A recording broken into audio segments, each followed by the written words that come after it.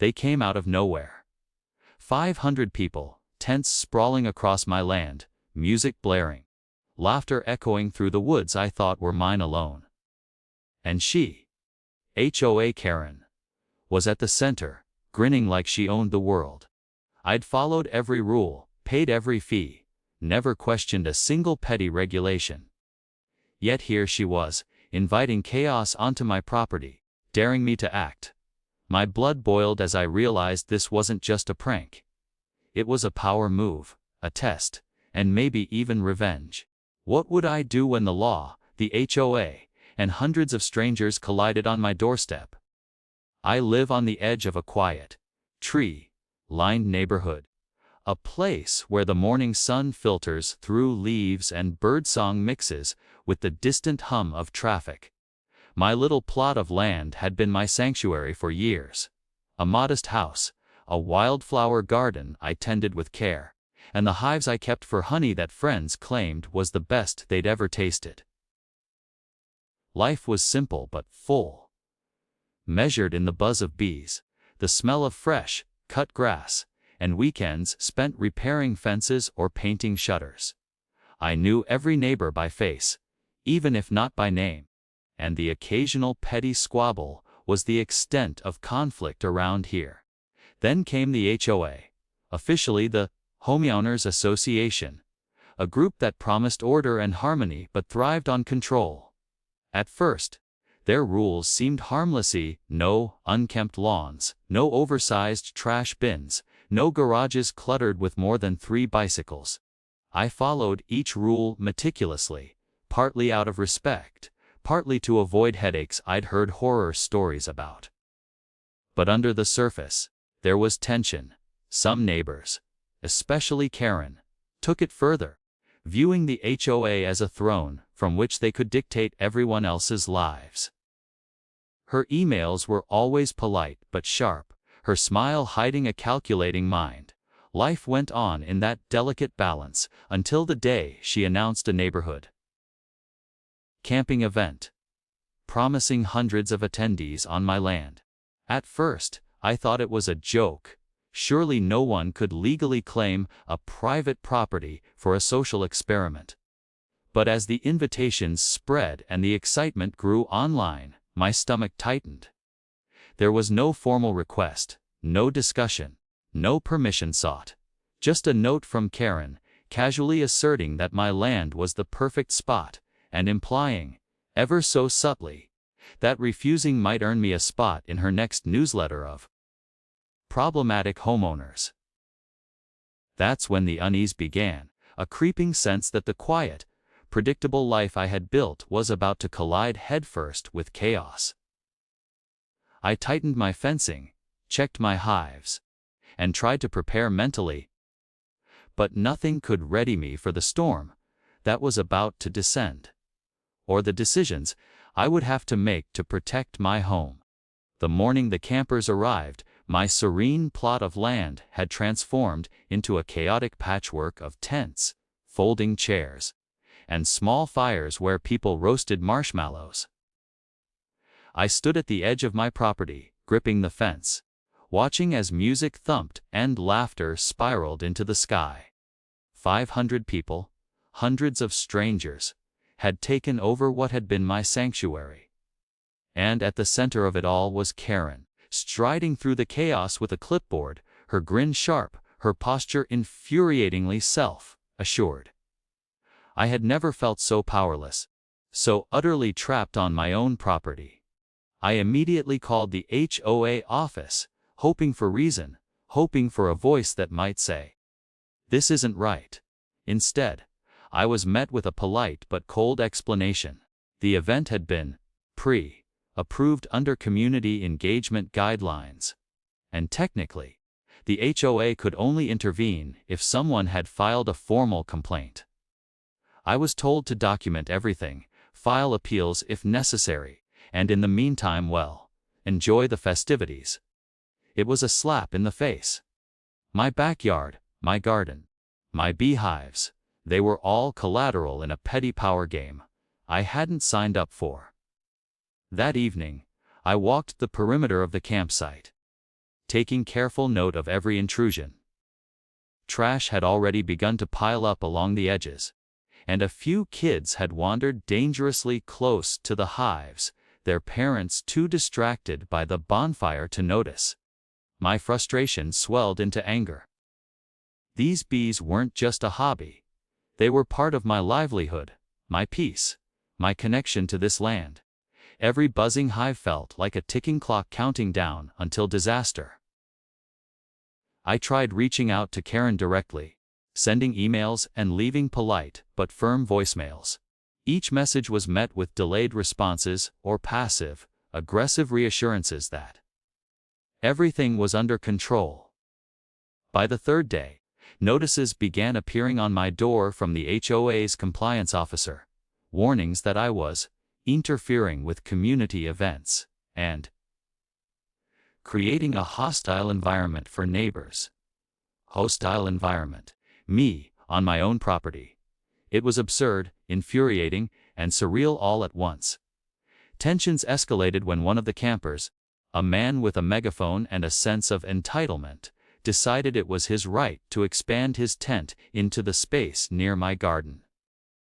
I rushed over, waving my arms and shouting for him to stop, only to be met with laughter and the remark, "The HOA said we could be anywhere we like." The sheer audacity. The audacious confidence of being in the right, simply because someone else had claimed authority, left me reeling. I realized that rules meant nothing if no one enforced them, or if they were being weaponized against me. Every day brought a new harassment. Someone parking on my driveway, by mistake. Notes taped to my mailbox claiming I was unneighborly, and fines that appeared in my mailbox for imagined infractions I had never committed. A sense of isolation settled over me. Friends offered sympathy, but didn't fully understand the stranglehold the HOA could have, the way they could turn minor grievances into mountains of stress. My life had become a constant negotiation, a game I hadn't agreed to play, yet every move I made was scrutinized, challenged, and undermined. I spent late nights pacing, drafting emails, and documenting every incident. Each picture of a tent encroaching on my property, each video of campers wandering into restricted areas, became a small victory. Proof that I wasn't imagining this nightmare. But even with evidence, the HOA's bureaucracy moved slower than molasses.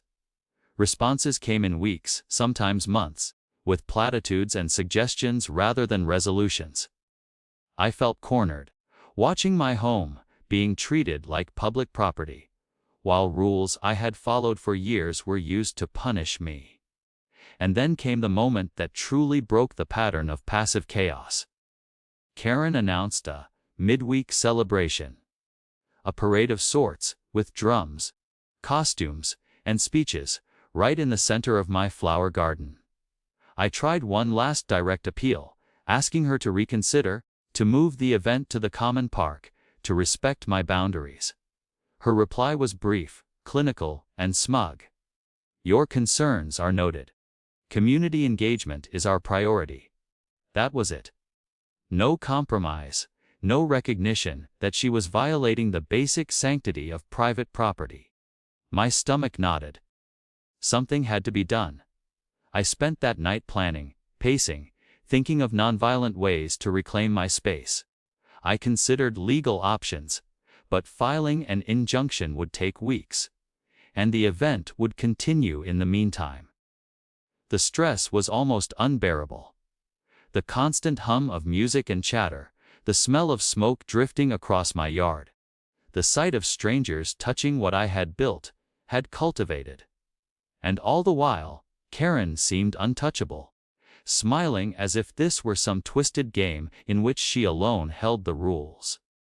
As the rising chaos reached its peak, the campers began to take liberties I hadn't anticipated. Fires were set dangerously close to my tool shed. Children were running between tents without supervision, and my hives were increasingly disturbed by curious visitors.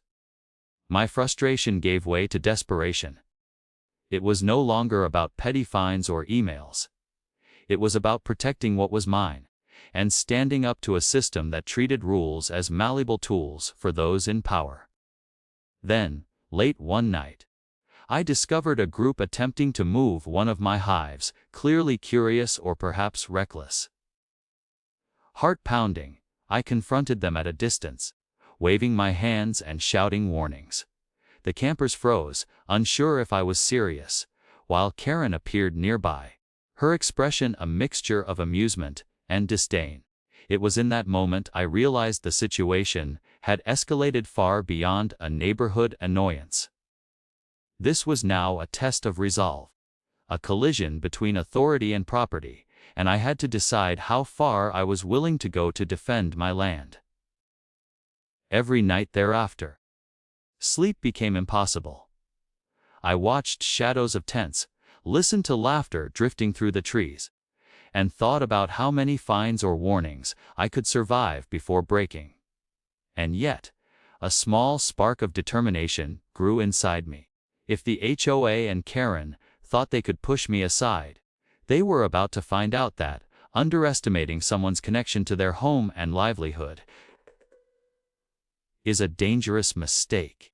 By the end of that third week, the campsite had become a sprawling, unmanageable colony, teetering on the edge of chaos. I had a plan forming. Subtle but deliberate, one that might finally tilt the balance back in my favor. It wouldn't be easy. It wouldn't be polite. But the time for waiting, for watching, for hoping that reason would prevail, had passed. And as I surveyed the tangled web of tents, campers, and unchecked authority, I knew one thing with absolute certainty. The next move would change everything. Would I confront the entire crowd head on, or find a way to reclaim my space without breaking the law? And if I chose the latter, could I make a statement strong enough to make Karen and the HOA reconsider their power? Or would it backfire in ways I couldn't imagine? The answer hung in the air, as tense and electric as the buzz from my hives, waiting for the moment when action became inevitable. By the fourth week, the campsite had grown into something unrecognizable. Tents crowded every corner of my property. Smoldering bonfires dotted the landscape, and music boomed from portable speakers like an unrelenting drumbeat against my sanity. Karen had become untouchable, appearing daily with her clipboard and entourage, making notes as if inspecting a school project rather than trespassing on someone else's land. Every polite warning I issued, every email I sent, had been ignored or twisted into evidence that I was creating hostility in the community. The HOA had weaponized civility against me, and the sense of injustice was suffocating. I had spent sleepless nights strategizing, pacing my house, calculating risks. The bees had become both a worry and an idea, a silent, buzzing army that could remind the campers whose property this really was. I didn't act impulsively. I watched patterns, noting where foot traffic was heaviest, which tents were closest to the hives, and how Karen orchestrated her little parade of chaos. The irony was sharp. Her obsession with control and spectacle was making her blind to the one thing I could still control: my land, my hives, and the natural order that came with them. The morning I decided to act, the sun rose low and golden, painting the campsite in deceptive tranquility. Karen strolled through the area with a smug smile, stopping to critique how a few campers had misaligned their tents. I could feel every ounce of frustration and indignation in my body coalescing into a single purpose. This wasn't just about revenge. It was about reclaiming dignity, about showing that property rights and respect couldn't be trampled under the guise of community engagement. I moved quietly toward the hives, checking each one, ensuring the bees were active and healthy. My heart pounded. What I was about to do was legal, but unorthodox, and I knew the spectacle would be unforgettable. I made a final mental note: precision, timing, calm. Any misstep could escalate into disaster, but hesitation had already cost me weeks of peace, sleep, and sanity. By late morning, Karen had gathered a crowd for another one of her signature announcements, this time about community cohesion and the importance of shared space. She had no idea I was watching from the edge of the garden, fully aware of the chaos she had unleashed. I waited until the campers were clustered around her, listening, distracted, and then I gently opened the hives, guiding the bees toward the edges of the encroaching campsite. Not in anger, but with a careful, deliberate motion. What followed was chaos, almost cinematic in its intensity. The campers screamed, scrambling to avoid the swarming bees. Tents collapsed in panicked bursts, and Karen's face went from smug satisfaction to absolute shock as she realized the spectacle she had orchestrated had turned against her. Chairs toppled, backpacks were abandoned, and the general uproar was deafening. I stood at a safe distance, heart hammering, watching the tangible consequences of unchecked hubris unfold. It wasn't cruelty, it was a statement, a reminder that there are natural limits even to the most audacious displays of authority. Karen tried to regain control, waving her clipboard, shouting instructions that no one could hear over the shrieks and flailing campers. Her expression shifted from disbelief to horror, a rare glimpse of vulnerability in a woman who had spent weeks wielding power over everyone else's lives. For the first time, her authority felt fragile, her carefully curated dominance exposed as little more than empty gestures. I could see the shift in the air.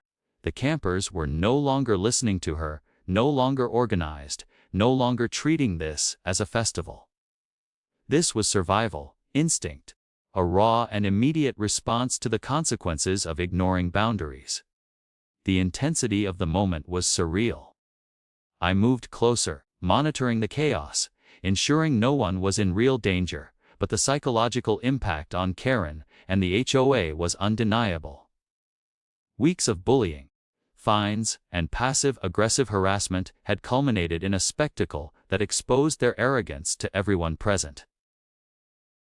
Onlookers whispered, some taking videos, some laughing nervously, at the absurdity of a supposedly powerful HOA president being undone by bees. It was both vindicating and humbling, proof that power untempered by respect or fairness is always precarious. Then came the legal twist I hadn't anticipated, but welcomed. One of the campers, in a panicked rush, had accidentally tripped over a boundary marker that clearly demarcated my property. A city inspector had been called by a concerned neighbor weeks before, and by coincidence, he arrived right as the chaos reached its peak. He observed the property lines, took photographs, and quickly recognized that my land had been violated without consent. Karen tried to explain, tried to argue that the event was sanctioned by the HOA, but the inspector's official tone and the clipboard in his hands left no room for debate. For once, legality was on my side, not hers. By mid-afternoon, the dust had settled enough for me to see the aftermath. Tents were collapsed, belongings strewn across my yard, and the campers were herded toward exits. Karen was humiliated, her control evaporated in a way that no email, no meeting, no polite complaint could have achieved. The HOA scrambled to draft damage reports, apology letters, and justification documents. But the public spectacle, caught on dozens of smartphones, had already spread through the neighborhood. People were questioning her leadership, sharing videos, and for the first time, the narrative shifted from problem homeowner to self-serving authority figure undone by her own overreach. Emotionally, it was a peak I hadn't fully allowed myself to imagine. Relief, vindication, and a subtle thrill mingled as I walked my property, surveying my land now quiet again, the bees buzzing calmly, the chaos fading like a storm. Weeks of harassment, fines, and intimidation had built toward this crescendo, and in that moment, the imbalance of power finally righted itself. I hadn't sought to hurt anyone, just to reclaim what was mine. But the lesson had been made unmistakably clear. Karen lingered at the perimeter, watching, her posture stiff, the clipboard now useless in her hands. For the first time, she experienced the vulnerability that her power had inflicted on others. I didn't gloat, I simply returned to the garden, tending my bees, repairing the slight damage done during the pandemonium, and breathing in the quiet that had been stolen from me for too long. The subtle, human satisfaction of standing firm, of asserting boundaries when every institution had seemed aligned against me, was profound. As evening approached, I realized the full impact. This wasn't just a personal victory. It was a precedent, a demonstration that rules and authority could be challenged, that overreach could be exposed, and that sometimes patience, observation, and courage were the most potent tools. Karen and the HOA would now think twice before trampling boundaries, but more importantly, the neighborhood had witnessed the drama unfold firsthand. The scales of respect had shifted, and I had finally reclaimed the narrative. And yet, as the sun dipped below the horizon, casting long shadows across my repaired fences and quieted garden, a lingering question remained. The spectacle had worked, but would it be enough to prevent future encroachments? Could I maintain this fragile balance, or had I only won a single battle in a much larger war of control, ego, and property rights? The answer wasn't yet clear, but one thing was certain: after weeks of harassment, intimidation, and chaos, the next move would be mine, and this time, it would set the tone for the long-term battle for peace, respect, and ownership on my land. After the chaos had subsided, a strange calm settled over my property. The tents were gone, the fires extinguished, and the music had been replaced by the gentle hum of bees and the whispering of leaves in the late afternoon breeze. For the first time in weeks, I could walk my land without anxiety, without scanning the horizon for intruders or imagining the next petty notice from the HOA. But this was more than relief. It was a turning point, a moment where the long weeks of tension, frustration, and strategy finally crystallized into a lasting sense of control and clarity. The immediate aftermath was a mixture of validation and exhaustion. Neighbors, who had previously smiled politely but kept their distance, approached me, their expressions a blend of curiosity and newfound respect. They had witnessed the spectacle, either in person or through social media, and the narrative had shifted rapidly. No longer was I the troublesome homeowner opposing a benevolent HOA. I was the homeowner who had asserted her rights, who had faced absurd overreach and emerged intact. Some admitted privately that they had long feared speaking up against Karen or other HOA officers, worried about retaliation or fines, but seeing someone stand firm gave them courage. I realized, in that moment, that my fight had ripples beyond my own property. It was about setting a precedent, about showing that boundaries and respect could not be ignored simply because someone in power had the loudest voice or the sharpest smile. Karen, of course, retreated. The next HOA meeting was tense in ways I had anticipated. She attempted to reassert control, presenting reports and petitions to justify the event, but the evidence of overreach, the pictures, the videos, the inspector's notes, spoke louder than her arguments. The HOA board, once her loyal echo chamber, now questioned the wisdom of their decisions. Members who had enjoyed wielding authority without scrutiny suddenly found themselves considering the implications of enforcing rules too aggressively. There was no public apology, no dramatic resignation, but the shift in power was palpable. Her influence, once absolute within that small bureaucracy, had been weakened permanently. In the days following the eviction of the campers, I took meticulous care to restore my land. Fences were reinforced, the garden repaired, and the hives checked and fortified. Each small act of restoration carried a sense of symbolic victory. I wasn't just cleaning up, I was reclaiming the sanctity of my space. I even took the time to document everything thoroughly. The condition of my property before and after the event, interactions with the HOA, communications and correspondence. These records weren't just for legal purposes. They were tangible reminders that control and ownership were not abstract concepts. They were enforceable realities when one took responsibility and acted decisively. One of the more unexpected outcomes was how my relationship with my neighbors evolved. Some had quietly sympathized with me during the weeks of harassment, while others had remained skeptical or indifferent. Now, conversations changed. People approached with a mix of admiration and relief, sharing stories of petty HOA battles they had endured but never confronted. It was a subtle network of solidarity forming, a community beginning to understand that fairness and personal property rights were not just legal concerns. They were shared values worth defending. For the first time, I felt that sense of collective awareness, that silent acknowledgement that we were all responsible for maintaining respect and boundaries within the neighborhood. Legally, the incident prompted a series of subtle but important changes. The city inspector, who had been called to evaluate the property line incident, provided guidance on formalizing land boundaries in the eyes of local regulations. This involved clear, documented markers, legal acknowledgement of setbacks, and a formal record of any future HOA interactions regarding events or community gatherings.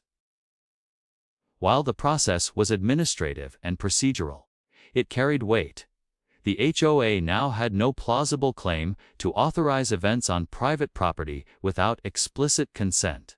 Karen herself had to acknowledge the limits imposed by law, even if her personal ego still bristled at the loss of informal control. Emotionally, the resolution was a mixture of triumph and reflection. Triumph, because the immediate crisis had been resolved decisively, without unnecessary violence or permanent harm, and with my rights fully defended. Reflection, because it forced me to confront the ways in which power can become distorted when left unchecked. Karen had wielded authority like a blunt instrument, ignoring nuance, empathy, or legality in favor of spectacle and dominance. Watching that unravel reinforced a crucial lesson. Vigilance, patience, and careful planning often outweigh brute force or direct confrontation. My response had to be measured, deliberate, and legally sound to succeed, and in doing so, it demonstrated the potency of calculated action over impulsive reaction. There were also personal consequences to consider. The stress of those weeks left lingering tension, and I found myself reassessing priorities. The experience forced me to become more disciplined, more vigilant about boundaries, and more proactive in protecting what I had built. I installed additional fencing, improved signage, and reinforced areas where property lines might be ambiguous. These measures were not defensive in a paranoid sense.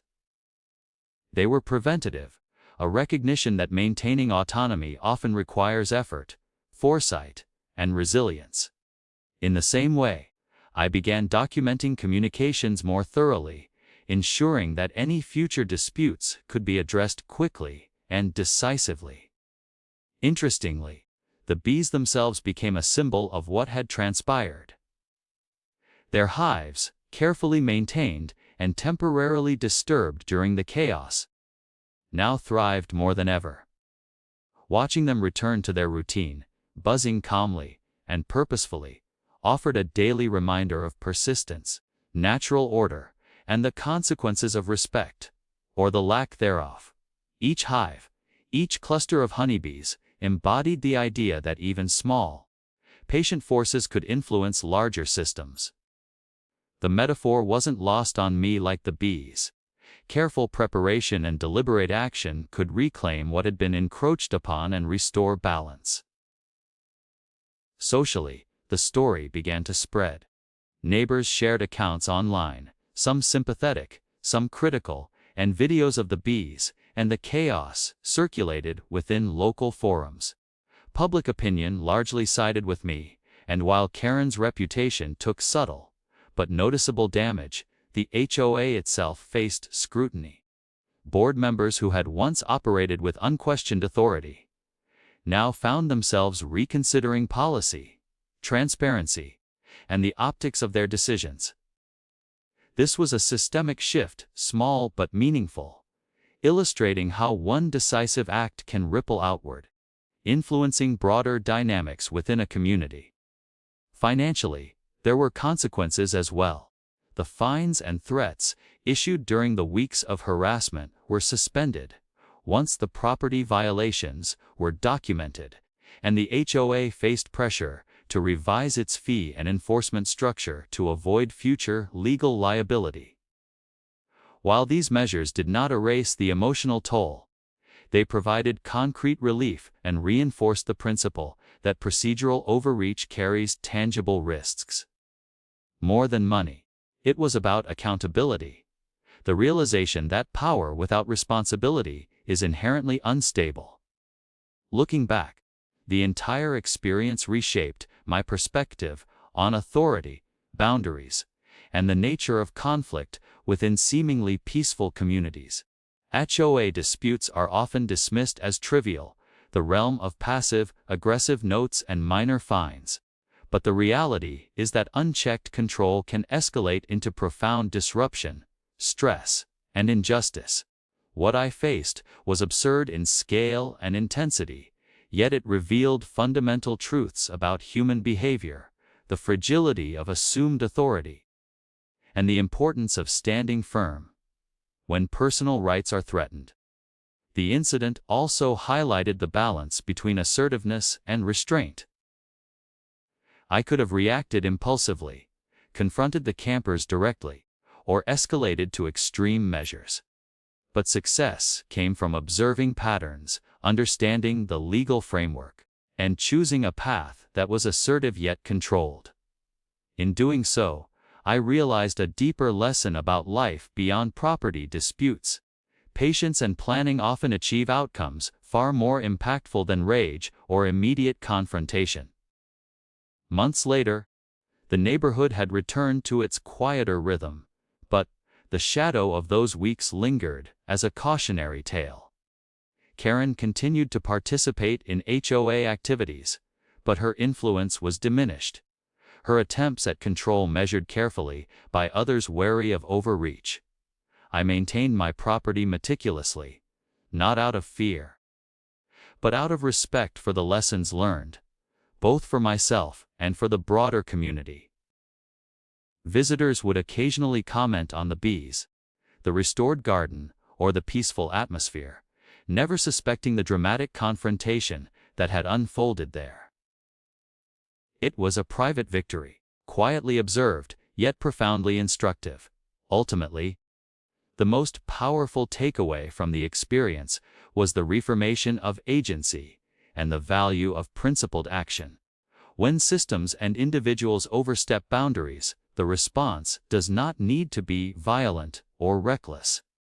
It needs to be deliberate, strategic, and rooted in fairness. By asserting my rights, documenting the situation, and executing a plan with precision, I not only defended my property but also shifted the dynamics of authority within the community. What had begun as weeks of stress, harassment, and helplessness transformed into a story of resilience, ingenuity, and quiet triumph. The experience also left an enduring psychological impact. Confidence replaced anxiety, vigilance supplanted fear, and patience became a tool rather than a trial. I found myself more attuned to subtle encroachments, more proactive in defending boundaries, and more empathetic toward neighbors who might face similar struggles. The incident had been absurd, even surreal, but it crystallized a principle that would guide future interactions. Respect is earned, authority is contingent, and even in the face of overwhelming pressure, measured action can reclaim what is rightfully yours. Looking at the restored garden and the buzzing hives, I reflected on the irony and poetry of the situation. Small creatures, operating within their natural order, had inadvertently delivered a lesson about human behavior, fairness, and the consequences of unchecked arrogance. The bees had reminded everyone involved, myself, Karen, and the neighborhood, that power, whether administrative or social, is effective only when tempered with consideration and humility. The natural rhythm of life, patience, and careful strategy had prevailed over impulsive dominance. In the end, life resumed its quiet cadence. The HOA eventually revised event policies, clarifying boundaries and strengthening consent requirements. Neighbors treated each other with more awareness, and informal respect for property lines became a community norm rather than a negotiable suggestion. I continued tending my hives, planting my garden, and enjoying the solitude that had been threatened but ultimately preserved. Each day was a reminder that standing firm, even when isolated, has tangible and lasting consequences. And yet, the question that lingers, one that keeps the story alive in the minds of those who witnessed it, is simple but profound.